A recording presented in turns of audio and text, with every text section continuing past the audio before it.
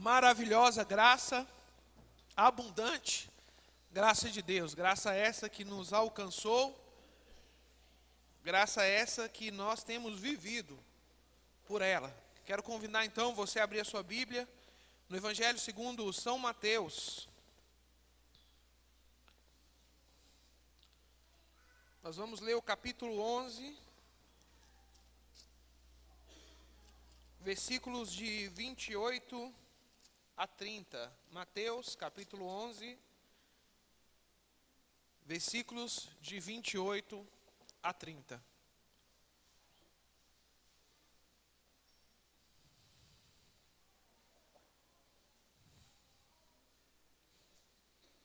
E a palavra do Senhor assim nos diz: Vinde a mim, todos os que estáis cansados e sobrecarregados, e eu vos aliviarei.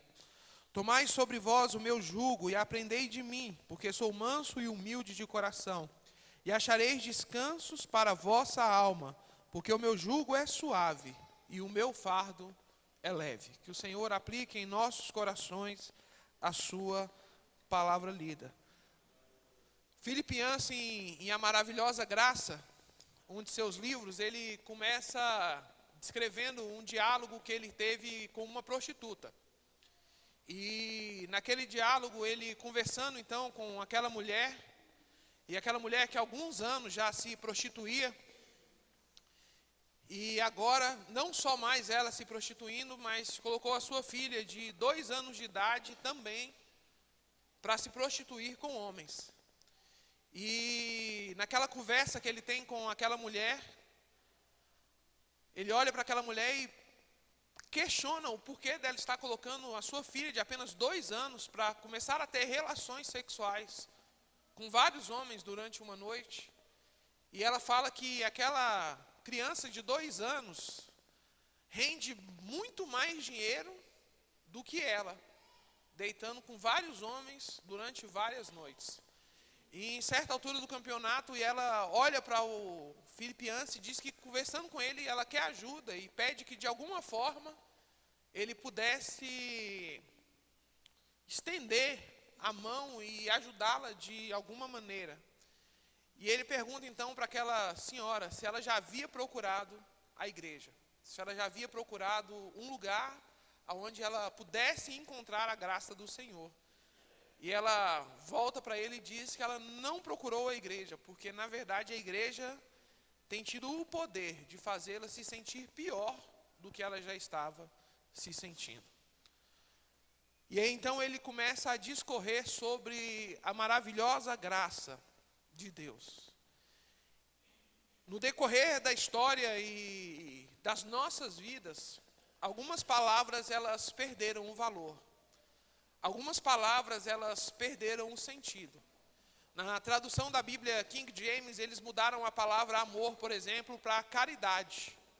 Porque a palavra amor, ela perdeu a verdadeira essência do que ela realmente é.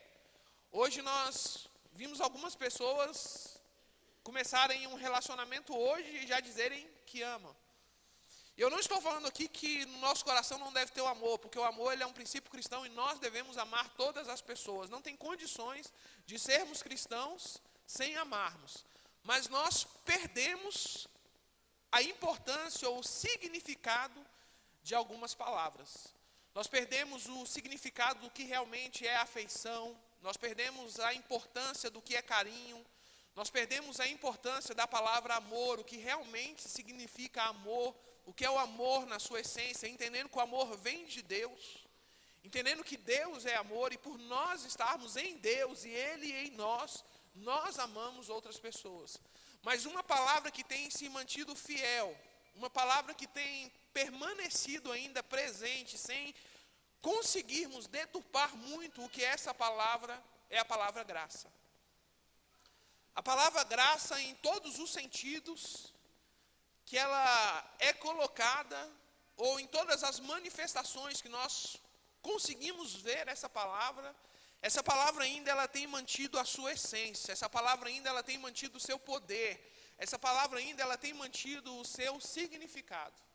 Hoje quando nós cantamos aqui maravilhosa graça, quando nós temos a noção da abundante graça de Deus que foi manifestada a nós. Quando nós fizemos a leitura bíblica aqui de Coríntios, quando o apóstolo Paulo disse que o que ele faz, ele não faz por ele, mas é pela graça do Senhor, nós conseguimos entender que é pela graça de Deus que nós nos movemos, que é pela graça de Deus que nós existimos, que é pela graça de Deus que nós estamos aqui, é pela graça de Deus que nós ainda estamos vivos. Quando nós encaramos um texto desse de Mateus e o próprio Jesus Cristo falando, vinde a mim, todos vós que estáis cansados e sobrecarregados, e eu vos aliviarei. Tomai sobre vós o meu jugo e aprendei de mim, porque eu sou manso e eu sou humilde de coração. Como nós estamos precisando de palavras assim nos dias de hoje. Como nós estamos precisando de um oásis em meio a um deserto de vidas secas, como nós estamos precisando de um bálsamo do Senhor, em um tempo onde nós encontramos ferida em nossos corações. Como nós estamos precisando de uma palavra de alento, de uma palavra que aqueça os nossos corações. Quando nós estamos olhando aí para fora e nós só estamos encontrando morte, Jesus ele vem e traz uma palavra que gera vida aos nossos corações. É interessante esse convite que Jesus faz, porque ele diz o seguinte: olha, vinde a mim, todos vós que estáis cansados e sobrecarregados, porque eu vou aliviar vocês. Não tem um ser humano que tenha a competência de fazer um convite como esse. Ninguém hoje no universo tem uma autoridade tremenda e competência para fazer um convite como esse, dizer, olha, você está aflito, você está com seu coração angustiado, você vem até a mim que eu vou gerar alívio ao seu coração.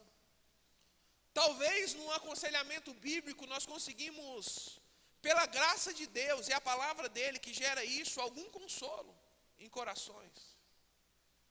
Mas homem nenhum, pastor nenhum, autoridade nenhuma, livro nenhum tem a competência de gerar o alívio no coração de uma pessoa, gerar alívio na vida de uma pessoa. Quando Jesus ele faz esse convite aqui, olha, vinde a mim. Jesus ele não está nos convidando a alistarmos em uma religião. Jesus aqui ele não está falando que uma denominação ela é mais especial que a outra. Nós temos uma denominação aí que o grande mexão dela, né, é o pare de sofrer. Jesus está falando mais do que isso. Jesus ele não está nos chamando a simplesmente sentarmos para discutir uma doutrina. Quando Jesus ele diz, olha, vinde a mim, o convite de Jesus é para que nós tenhamos uma experiência profunda com o Senhor. Uma experiência de vida, uma experiência que produza algo diferente em nossos corações. Quando Jesus olha para um povo sofrido, como era o povo daquela época, e diz, olha, vinde a mim, ele estava indo totalmente contrário ao discurso dos religiosos daquela época. Porque o discurso do fariseu era, olha, faça isso. Olha, você não pode fazer isso. Olha, você tem que deixar de fazer isso. Olha, a sua prática tem que ser essa. E Jesus, ele não está convidando ninguém aqui a uma mudança de prática. Jesus aqui, ele não está falando que vai impor a essas pessoas um jugo maior que eles precisam carregar, não.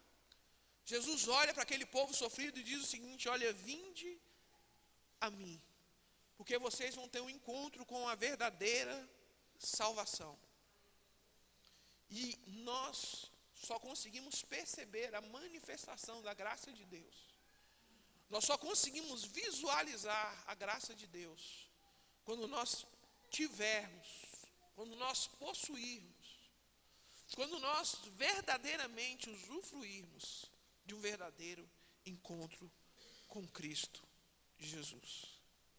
Eu acho interessante esse convite aqui de Jesus, porque é um convite aqui que está aberto a todos. É um convite a pessoas que estão cansadas, a pessoas que estão sobrecarregadas. Naquela época com o peso do pecado, naquela época com o peso do legalismo, Mas olhando para os nossos dias, é um convite para nós também aqui, nessa manhã. Quantos de nós estamos carregando nos nossos corações o peso do pecado? Quantos de nós ainda estamos carregando em nossas vidas o peso do legalismo, o peso da nossa religiosidade? Quando Jesus diz, olha, vinde a mim, Ele não está nos convidando para discutir quem Ele é. O convite de Jesus aqui não é para discutir acerca de uma religião. O convite de Jesus aqui não é uma discussão acerca da moralidade, do que se pode fazer ou do que não se pode fazer. Jesus não está nos convidando aqui a vivenciar um rito religioso. Mas quando Jesus, Ele chama aquele povo, olha, você que está cansado, você que está sobrecarregado, venha a mim, porque eu vou gerar vida no seu coração. É um encontro que gera alegria, é um encontro que gera paz, é um encontro que gera transformação. É um encontro que modifica as nossas vidas. A religião, talvez, ela tenha o poder de mudar o meu exterior. Mas só Cristo Jesus tem o poder de ir encontro aos nossos corações e nos mudar de dentro para fora. Talvez a igreja ela tenha o poder de mudar o indivíduo de fora para dentro. E talvez por um bom tempo nós vamos mudar o indivíduo só por fora. Ele vai usar as roupas que nós gostamos que ele use. Ele vai ter o falar e a prática que nós temos, porque ele vai chegar aqui, ele vai se acostumar com a nossa forma de viver. É aquela lei, né? O homem, ele é fruto do meio, né? Ele vai conseguir se associar ao meio que ele vive. Mas nós não vamos conseguir mudar o coração, porque no coração da gente é só Jesus que opera. Meus irmãos, quando nós temos esse encontro do vinde a mim, quando nós entendemos essa mensagem de Deus a nós, olha, vinde a mim, e nós nos entregamos a esse convite, é nesse momento que nós passamos a confiar no Senhor. E aí entra aqui a grande beleza desse texto. Porque quando eu começo a confiar no Senhor, ou quando eu passo a confiar no Senhor, eu começo a vivenciar experiências profundas, experiências tremendas com Deus. O convite de Jesus é o seguinte, olha, vocês aí que estão presos no pecado de vocês aí que estão sobrecarregados com essas crises diárias, vocês aí que estão com seus corações perturbados, venham até a mim, porque eu vou gerar alívio na vida de vocês. Hoje nós vivemos numa sociedade que ela é controlada pelo pecado. Hoje nós vivemos uma vida onde grande parte da nossa vida ela é controlada pelo pecado. Nós vivemos sob a opressão do medo, nós vivemos sobre a opressão do pecado, nós vivemos sobre a opressão dos nossos vícios. E vício não é só beber e fumar, não. Tem vários vícios que nós temos carregado dentro do nosso coração. Quantos de nós, mesmo depois de termos tido um encontro com Cristo Jesus, ainda permanecemos acorrentados pelos nossos pecados? E temos tido uma vida cansada, porque o pecado ele cansa, o pecado ele é um fardo, o pecado ele tem destruído as pessoas. O pecado ele tem destruído as famílias. O pecado ele tem sido um fardo esmagador. Quantas pessoas não têm conseguido mais ter a alegria de sorrir, de compartilhar uma vida? Porque têm convivido com os seus vícios. E ao mesmo tempo, quantas pessoas que já não querem mais conviver com seus vícios, ainda são presos aos seus vícios. São escravas, são cativas. Estão carregando um peso moral grandioso sobre as suas costas. Esse é o peso do pecado sobre as nossas vidas. Interessante que no livro, né, o peregrino, quando ele encontra a cruz de Cristo, ele lança o seu fardo aos pés da cruz. E ele sai aliviado. Ele ficou livre. Quantos de nós não temos aprendido a confiar e a descansar no Senhor? Eu lembro lá na Esperança, a gente tinha um projeto lá chamado GP. E aquelas crianças da comunidade, elas passaram a conviver muito tempo com a igreja. Elas passavam a semana toda na igreja. Mas antes de ter o GP, aquelas crianças ali da frente, de uma forma ou de outra, elas já tinham um relacionamento com o pessoal da igreja. É tudo 380 volts. É aqueles meninos que ninguém quer ter em casa, que se a gente pudesse, colocava uns 3 diáconos na porta da igreja para tirar da igreja. É gente que a igreja não gosta, né? Que não atende esse vinde de Jesus, né? Todo mundo, não. A gente gosta de gente igual a gente, né? Gente que muda esse padrão nosso, não serve para estar no nosso meio. Mas aquelas crianças eram diferentes, eram gente que a gente não gostava delas, se pudesse não estariam na igreja, se a gente pudesse colocava para fora, mas elas estavam ali convivendo no meio da gente, né? E fazendo a gente ser o que Jesus quer que nós sejamos. Quer ser igreja para todo mundo, e não igreja só para um grupo de pessoas. E elas nos ensinavam bastante. E uma vez um menininho lá, na época ele era mais novinho ainda, Marcelo, ele falou assim: pastor, o senhor tem carro, né? Eu falei: tenho. Ele falou: me dá seu carro. E aí eu brinquei, eu falei assim: ó, se você conseguir levar, pode levar. E eu lembro que ele pegou um barbante e ele amarrava o barbante no carro, e nem era no meu carro, era no carro do pastor Valci, no Santana, que o pastor Valci tinha. E ele puxava aquele barbante e o barbante arrebentava. Porque ele tinha um caminhãozinho onde ele amarrava o barbante no caminhãozinho e puxava o caminhão, e o caminhão ia para onde ele queria ir. Mas um Santana com freio de mão puxado, uma criança não puxa. E várias vezes ele tentou ali, amarrou, chamava os outros meninos, tentando puxar o carro, não conseguia, até por fim que ele desistiu. Mas sabe o que eu aprendi com aquele menino? Que nós não somos diferentes deles. Quantas vezes nós temos visto o nosso fardo pesado, que nós não vamos conseguir carregar, e todos os dias eu vou lá, amarro o barbantezinho e eu tento puxar pelas minhas próprias forças. E o barbante arrebenta. Aí eu vou, chamo mais um irmão Friocino, vem cá. Vamos amarrar aqui, o senhor agora vai me chamar a me ajudar a empurrar aqui, puxar esse carro aqui, esse fardo. E o barbante arrebenta. Eu vou lá, Rubinho, vem cá. E a gente vai procurando auxílio de um monte de gente. Daqui a pouco a gente tem aqui 120 pessoas tentando puxar o carro, tentando puxar o fardo, e o barbante está arrebentando.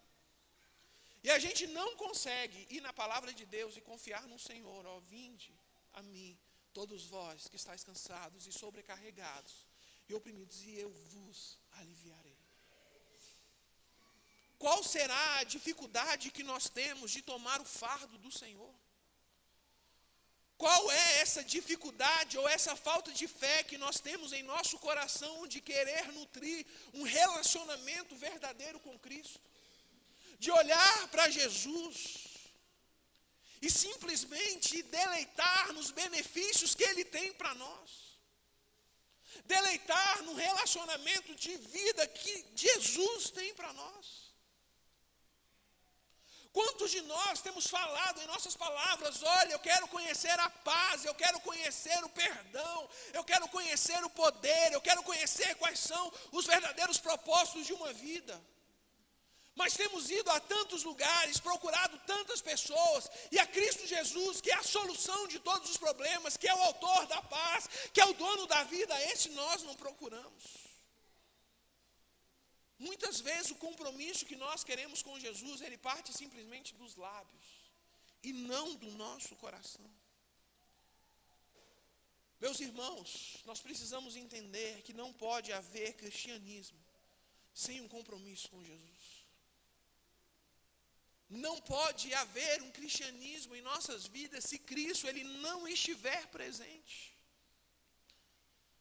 Porque quando nós entregamos a nossa vida a Cristo Jesus, nós nos tornamos um só espírito com Ele. Tomar o jugo de Jesus Cristo é talvez a mais profunda e bela experiência que nós podemos ter. Sabe por quê? Porque a escravidão de Cristo, ela nos liberta. Parece um paradoxo isso, né?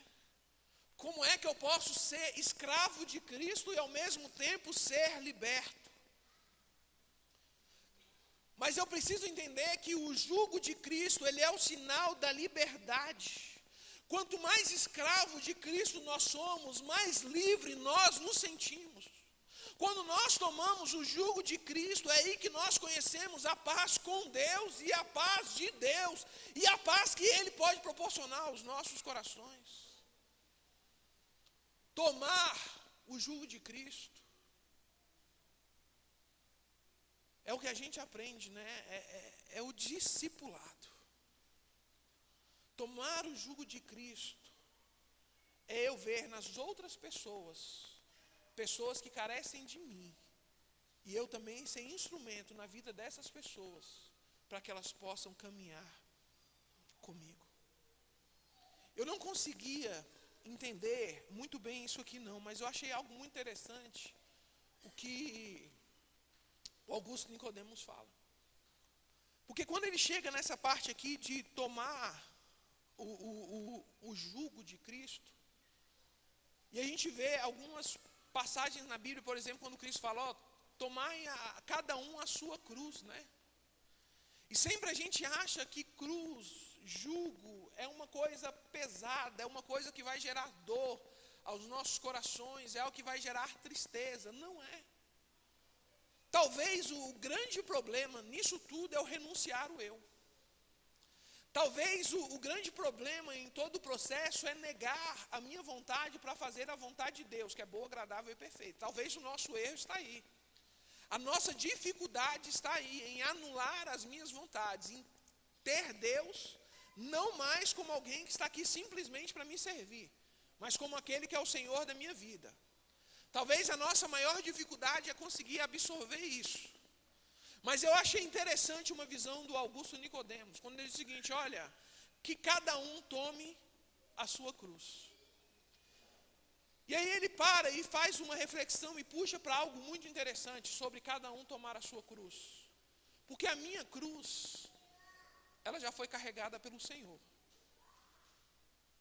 A minha cruz, Cristo já levou por mim. Agora, quando ele diz, olha, tomai a sua cruz, aí ele nos chama para fazer uma visão um pouco diferente. Porque uma das grandes formas da gente quebrar esse negócio de achar que a gente é Deus e que todo mundo tem que obedecer a gente é quando a gente passa a servir a outra pessoa.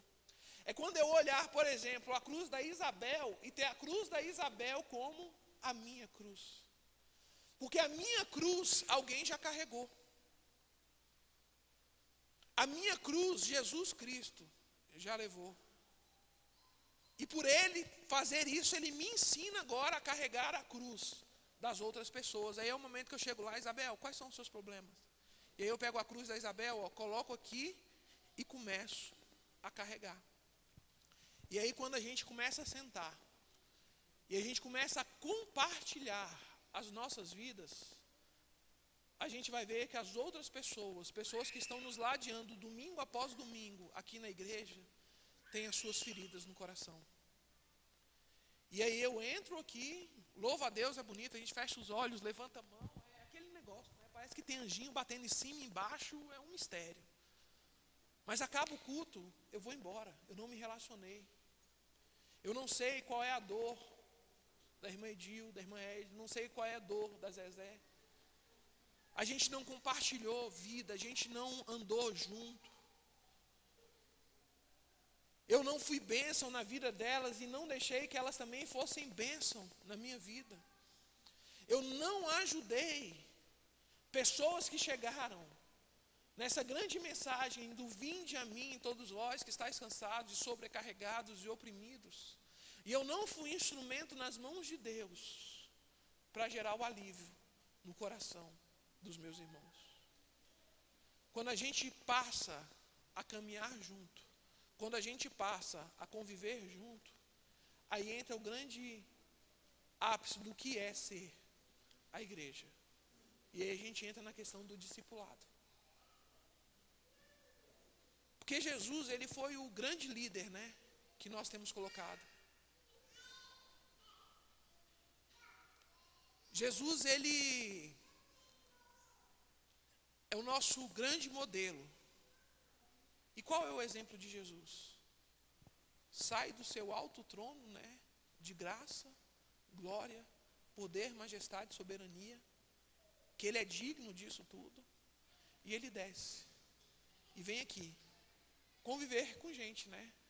Eu, você, com aqueles discípulos daquela época. Talvez, igual a atitude de Jesus, está faltando a gente descer dos nossos pedestais, dos grandes lugares que nós estamos e que a gente acha, Deus me colocou aqui, por que eu vou me relacionar com um ou com outro? E começar a conviver com gente. Nós temos um pequeno grupo de pastores. E ontem nós tivemos uma reunião e durante a semana ligamos para um estar, né, na reunião. E lá ninguém ensina ninguém, lá todo mundo ensina todo mundo, não tem um só que ensina todo mundo, é compartilhar, né, é orar pelas nossas vidas, pelos nossos problemas. E aí um recebeu a ligação e falou assim, olha, eu vou olhar aqui na minha agenda quando eu vou poder estar lá com vocês para levar uma palavra para vocês. E eu gostei do pastor que ligou para ele e falou assim, ninguém chamou você aqui para dar palavra para a gente não. Ele está chamando aqui você para aprender com a gente e a orar com a gente. E pela sua palavra eu estou vendo que você precisa bem mais do que a gente de pessoas como nós. A gente é assim. A gente não consegue entender que numa conversa com pessoas que talvez saibam menos do que a gente pode exalar coisas que enchem o nosso coração de alegria. Quando Jesus ele começa nesse vinde a mim, ele está chamando o pessoal não para ele sentar, botar todo mundo ali agora e falar assim, olha, eu vou ensinar vocês aqui o padrão de vocês serem crentes, não. Ele está falando, olha, eu vou ensinar vocês no caminhar com vocês, no dia a dia com vocês. A gente vê belas mensagens de Jesus em todos os 4 evangelhos. Mas as mensagens que são mais pregadas e os textos que são mais pregados não são os sermões que Jesus parou e ensinou o povo. Os sermões que nós usamos são as passagens que ele conviveu com o povo. Como nós estamos precisando aprender a conviver com outras pessoas. Como nós estamos precisando a influenciar a vida de outras pessoas. E vamos falar a verdade, meus irmãos. E os irmãos sabem disso. Pastoreio não se dá no domingo, não. Se eu viesse aqui todo domingo e pregasse, e fosse para minha casa, e não convivesse com os irmãos, eu não poderia dizer que eu sou pastor dos irmãos. Pastoreio não é no domingo, pastoreio se dá entre domingos. Vida cristã não se vive no domingo. Vida cristã se vive entre os domingos. E como nós estamos precisando viver um cristianismo entre domingos, que influencie a vida das pessoas, que as nossas casas sejam igrejas. Eu acho interessante que ali em Atos dos Apóstolos, o povo estava reunido na igreja, mas também estava reunido nas casas. O povo era igreja aqui no domingo, na grande celebração, mas eles eram bem mais igreja, o partilhar do pão, o entender as necessidades, se davam ali, dia após dia. Eu saber, Maria Helena, qual é a dor da irmã. Vamos orar junto, vamos caminhar junto. Eu ouvi de um velho pastor, Irlande Pereira de Azevedo, isso. E eu quero terminar com essa palavra dele. Pastor Irlande tem 60 anos de casado, 65 anos de casado, 60 anos de ministério pastoral. Tem uma experiênciazinha pouca, né? 60 anos de ministério pastoral, dá para parar e ouvir de vez em quando, né? E ele vira e diz o seguinte, mais do que pastores de tempo integral, nós precisamos de uma igreja de tempo integral. Como nós estamos precisando ser uma igreja de tempo integral. Sabe por quê? Porque o diabo tem trabalhado de forma integral. As pessoas têm sofrido de tempo integral. Não dá para pegar, igual na quinta-feira aqui, os meninos têm saído aí na rua, e na dor dele falar assim, olha, na próxima quinta-feira a gente está aqui para trazer a comida para você de novo. Então, come agora e ora aí para essa comida aí ir produzindo aí no seu estômago e você não ficar com fome. Até na quinta-feira de novo, quando a gente vai passar aqui. Não dá para eu pegar para uma pessoa que bateu aqui na porta da igreja no domingo e falar assim, olha, vai ali atrás e a gente vai te dar um banho e você vai fazer a sua barba, de alguma forma ou de outra, você vai estar mais giro depois de um banho, uma roupinha nova. Aí pega os diáconos aqui, né, ó, vão ali dar uma comida ali para a pessoa e fala assim, ó, vai na bênção, Deus te abençoe, que a gente já fez tudo o que podia fazer por você. Não é isso. Nós precisamos ser uma igreja de tempo integral. Nós queremos crescer, espiritualmente falando. Nós precisamos crescer, espiritualmente falando.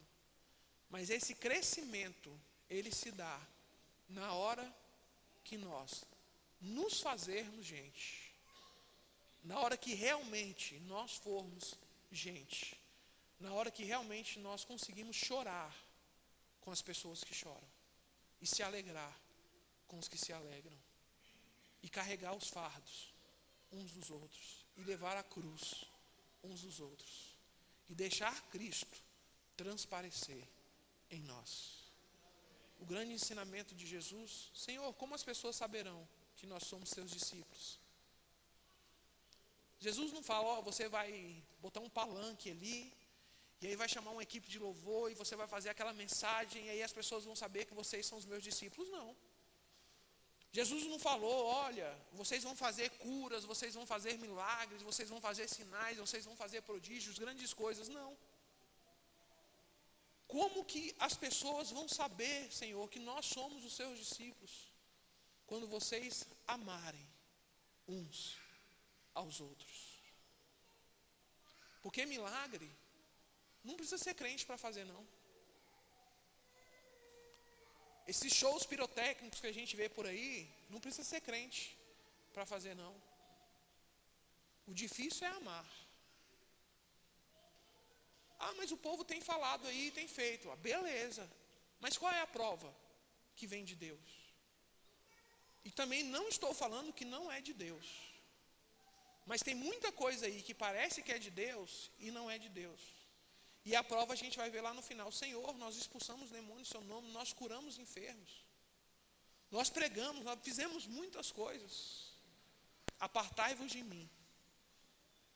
Malditos, eu não vos conheço. Meus irmãos, mais do que ser conhecidos pelo mundo, nós precisamos ser conhecidos pelo Senhor. Mais do que conhecer a Deus, nós precisamos ser conhecidos também por Deus. Que Deus ele nos abençoe nessa manhã. E faça de nós uma igreja que influencie as pessoas, não por termos uma boa programação, não por termos uma boa mensagem, mas por influenciarmos as pessoas que estão ao nosso redor com as mesmas atitudes de Cristo Jesus, manifestando a elas a graça de Deus, como um dia nós também fomos alcançados. Amém? Feche seus olhos, eu quero orar com você.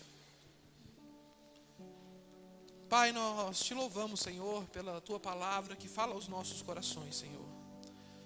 Nós te louvamos pela oportunidade que o Senhor nos deu de sermos conhecedores da Tua graça, de sermos alcançados, Pai, pela Tua graça, Pai. Como nós estamos precisando viver esse amor, Pai. Como nós estamos precisando manifestar esse amor às outras pessoas, Pai. Faça, Senhor, de cada vida um templo. Faça-nos entender, Pai, que eu, a minha família, os irmãos que compõem a minha igreja, nós somos a habitação do Senhor, Pai. E por onde nós estivermos passando, as pessoas terão a oportunidade de conhecer o Teu Santo Espírito, Pai. Faça dos nossos lares, Pai, lugares de adoração ao Senhor, Pai. Que as pessoas possam olhar para as nossas vidas, para a criação dos nossos filhos, para os nossos casamentos, para as nossas famílias e ver a manifestação da graça do Senhor, Pai. Que nós possamos evangelizar essas pessoas com as nossas atitudes. Que nós possamos evangelizar as pessoas, porque no nosso coração está preenchido com a essência de Deus, que é o amor, Pai. Em nome de Jesus que nós oramos. Amém.